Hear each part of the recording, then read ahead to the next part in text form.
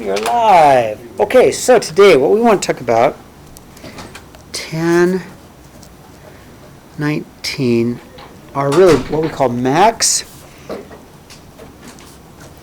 min problems. And Brittany will back me on this. You're going to have to know this for calculus. Yes. She didn't even hesitate, did she? She just went, yes. And if you learn it here, it makes it easier in calculus. You'll say, oh yeah, I've seen this before. So example 1, an open box with a square base is to be constructed from sheet metal that has a surface area of 200 centimeters squared. Express the volume of the box as a function of its base width. So what I have is two things, I really do. I have surface area, okay? I'm going to have a surface area and volume. For me, it's always been easier to be able to at least draw a picture. So if I can draw a picture, that's going to help me quite a bit. So I'm going to draw just a box, but it's going to be a box with a square base. So I'm just going to try and three-dimensionally draw a box.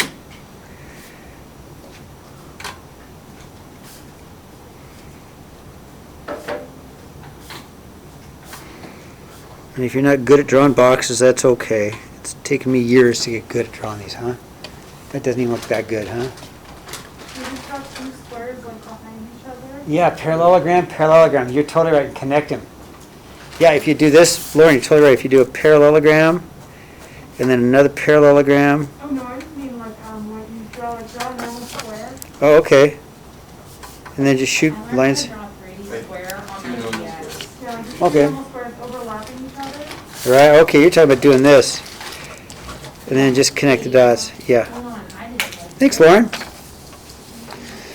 So what I need to do is, I want it in terms of its width. So I'm going to go the base width. So I'm going to go call this W by W, right?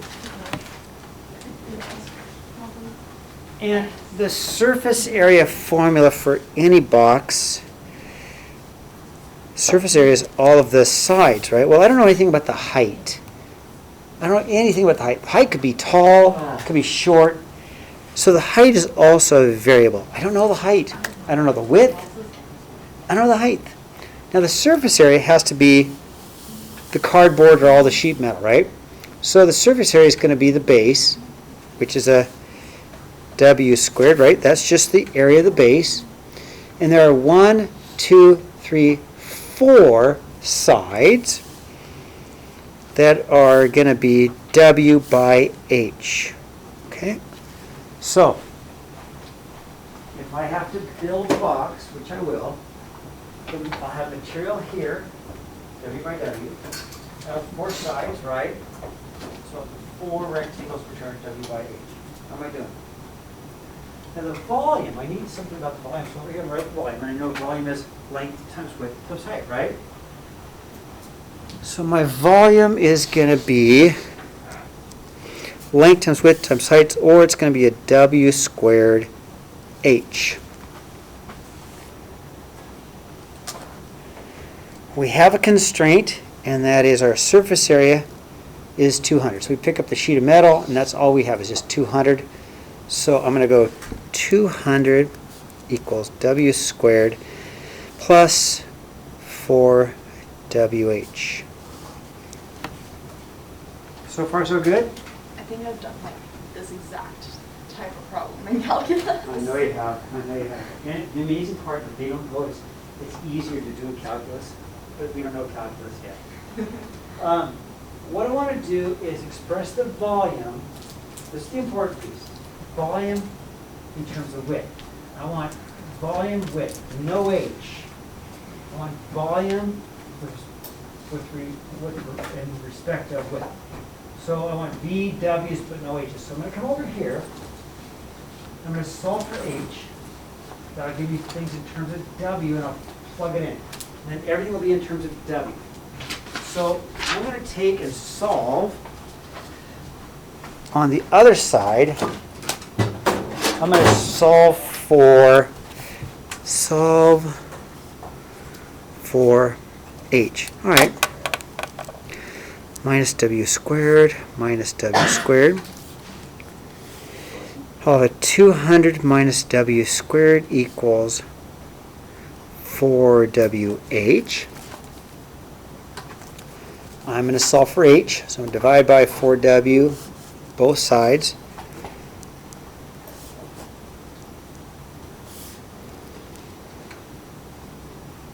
And so I have 200 minus w squared over 4w is the height. I needed to do this so that I can put, instead of writing h, I'm going to write my w's. My w's here, and then everything's in terms of w's, right? So, bless you. It's not COVID. I know. I was tested yesterday. So let's take this, 200 minus w squared, and plug it in for h. So v equals w squared, 200 minus w squared over 4w. And then the last thing I'm going to do is call it v of w. And I might simplify this a little bit. Actually, I might simplify, I'll simplify it that way. I don't want to confuse you. I could cancel a w first. Would that confuse you if I cancel a w first? No. You wouldn't? Okay. I mean, if I cancel a w for a w and then distribute it, it's a little bit easier. I'd get a 200 w over 4 minus a w cubed over 4. You don't have to do this, but it's going to make it easier to graph, which is what I'm going to do next. Or 50w minus a 1/4 w cubed. Okay, again, this answer right here answers the question. Done. Except we're going to have to graph it. And it's easier to simplify it before we put it in decimals, right? So now if I have to graph it, I'm going to grab my phone. I have to graph it because I'm looking for the max, right? Oh yeah, here it is. So I'm going to go ahead and maximize it. So I'm going to graph this. I'm going to graph y equals 50x minus a 1/4 x cubed because I'm using decimals, right? So I'm just using x's instead of v's and w's. So, okay. Venmo, right?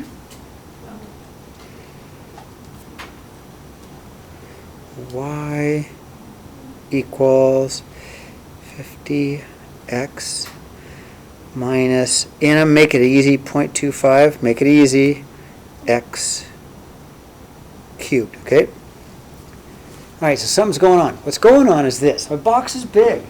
It's a big box. So I'm going to have to go look for it, right? So I'm going to go straight up, so I'm going to start trying to find this thing. Yeah, go ahead. I'll wait for you. Okay, so I'm going to start trying to find it, right? It's way up here, isn't it? Oh, yes, way up here. Way up here.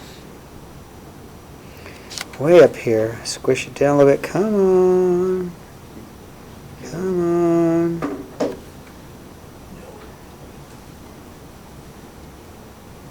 Come on, it's not quite where I want it yet. I'm getting there.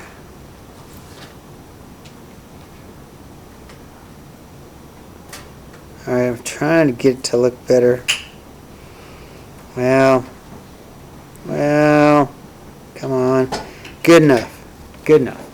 Okay, so I'm going to, this is obvious. Really, this is obvious. This part of the graph doesn't exist because it's negative, right? You can't have negative width, right? There's my maximum. I'm going to tap on it. That's what we need. The x value is my W, and the y value is my volume. Does that make sense? Yes, Lauren? If you were writing the formula for the volume, would you put the Would you limit the domain? Or like if Yeah. it's X is greater than? Yes. Greater than 0? Yes, I would. Yep. I would limit the domain. So I'm going to tap on it, tap, tap. So what I get is a point at 8.165 and 272.166. Okay, so what do I have? Well, that's my width, and that's my volume.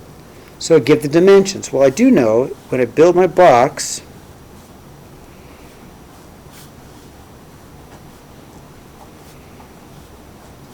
I know that I'm going to make this 8.165 and this 8.165 because that's my width. Now my height is right here.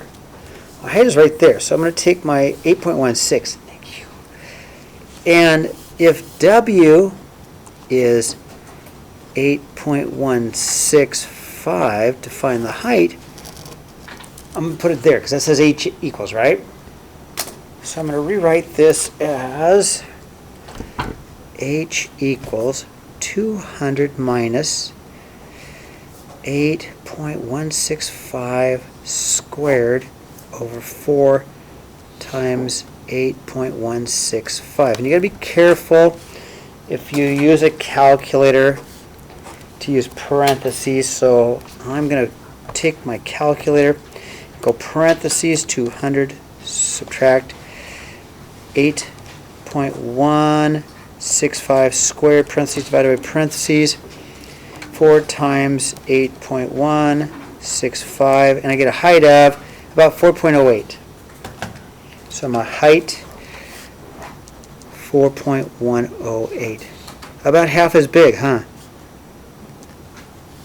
In the volume, we already know the volume, so there's my dimensions, and my volume is at 272.166 centimeters. I assume, so yes, centimeters cubed. Okay, how's that? I'll wait for you to get caught up, and then we'll turn the page. Okay, kind of a cool application.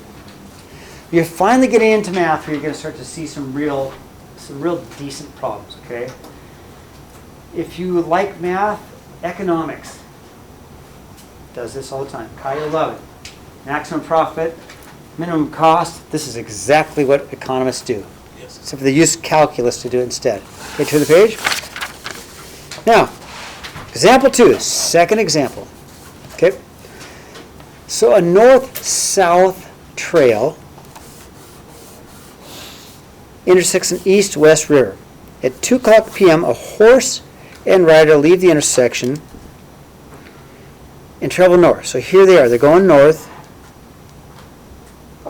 Here's my horse and rider.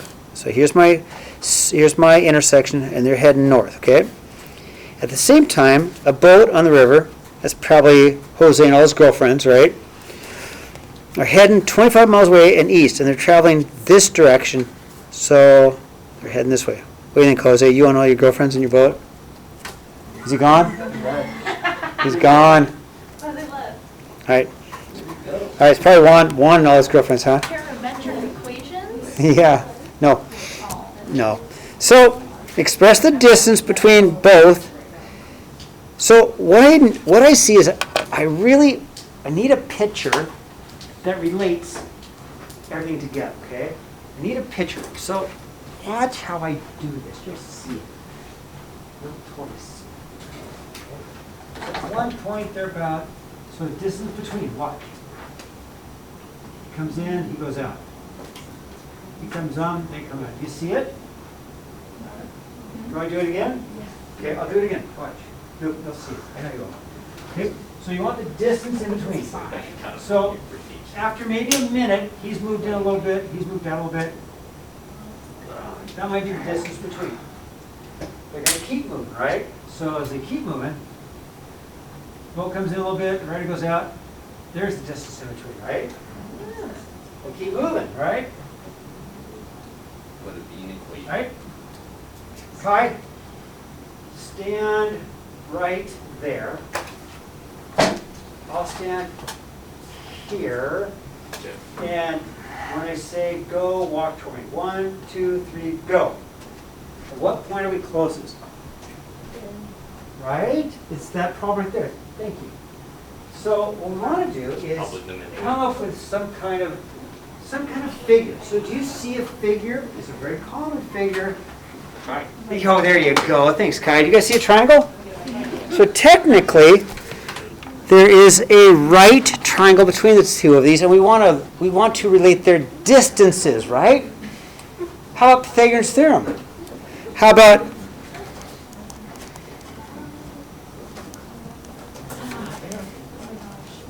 I actually know this. a squared plus b squared equals c squared, right? Thank goodness for us. Okay, now here's what we know.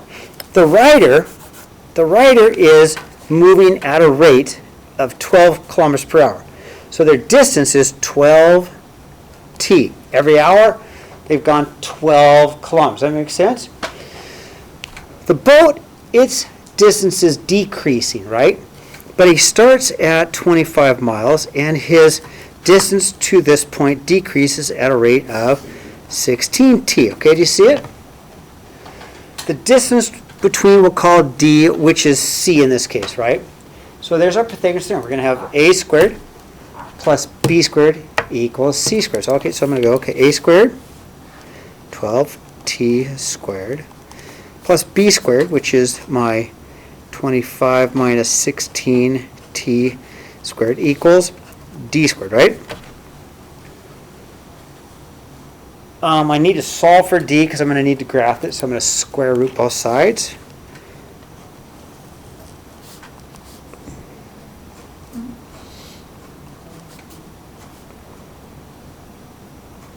And you can simplify this to 144t squared if you want to. And you can FOIL this out, but I'm going to leave it like this because I'm just going to put it in the calculator like that, okay? So, if I graph this, and I'm looking for the minimum, right? The minimum distance. So I'm going to graph, and I'm looking for the minimum,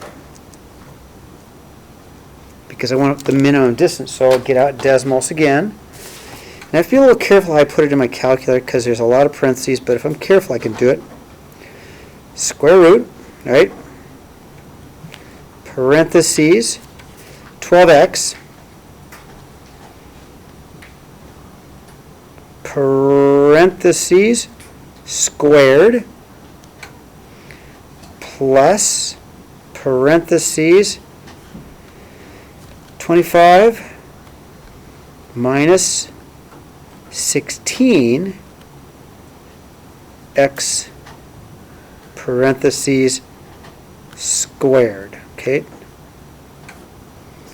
Now I'm looking for a minimum, right?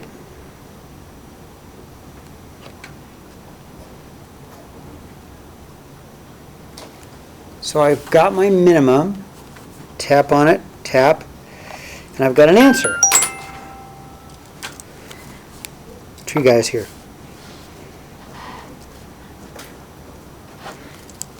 So what does that point represent? It's the minimum, but we know 1 is time, right? So that's time. And the y value is distance. So here's what we know. That t is equal to 1 hour. So after an hour, they'll be the closest. So that would be 3 o'clock, right? Because I think they started at 2. Didn't they start at 2? Started at 2. So 1 hour later, or at 3 o'clock, they're at their closest, and the distance apart will be 15 kilometers. What do you think?